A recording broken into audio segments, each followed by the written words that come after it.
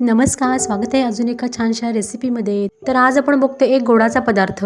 इथे मी 1 वाटी गव्हाचे पीठ घेतले आहे, पाव वाटी तांदळाचे पीठ घेतले आहे आणि 2 ते 3 चमचे ओले खोबरे घेतले आहे आणि अर्धी वाटी गूळ सुद्धा घेतला आहे.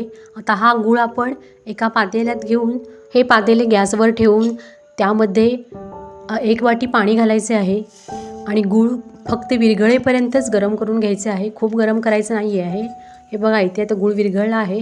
आता आपण ते पाणी गाळून घेऊया, म्हणजे पाण्यामध्ये काही कचरा वगैरे असेल तर निघून जाईल.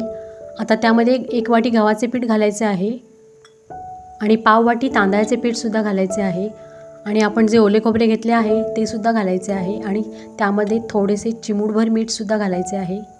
आता श्रावण महिना चालू आहे, त्यामुळे नैवेद्याला रोज काहीतरी गोड लागतेच. त्यावेळी हा असा पदार्थ तुम्ही केलात आणि नैवेद्यासाठी दाखवला देवाला तरीसुद्धा खूप छान आहे. फारसे तेल लागत नाही या पदार्थाला. नाहीतर काही मालपोहे हे मैद्याचे असतात आणि ते सर्रास तेलात किंवा तुपामध्ये तळलेले असतात, म्हणजे त्यामध्ये खूप तेल आणि तूप गेलेलं असतं. पण हे मालपोहे गव्हाच्या पिठाचे आहेत आणि त्यामध्ये आपण गूळ वापरला आहे आणि आता हे तव्यावर आपण थोड्याच तेलामध्ये किंवा तुपामध्ये शॅलो फ्राय करून घ्यायचे आहेत.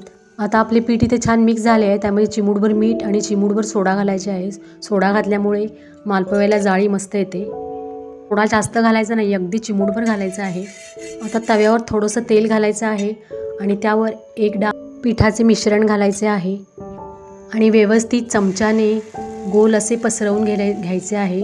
जसे मी व्हिडिओत दाखवले त्याप्रमाणे जेवढं होता येईल तेवढं पातळ करायचं आहे, म्हणजे मालपोहा छान क्रिस्पी होतो. आणि मग त्यावर झाकण ठेवायचे आहे.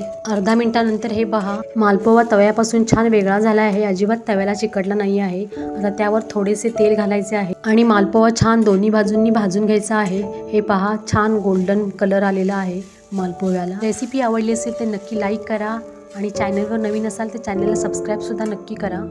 असे मालपोहे तुम्हीसुद्धा करून पहा नैवेद्यासाठी. आता भेटू पुढच्या रेसिपीमध्ये. तोपर्यंत नमस्कार सर्वांना.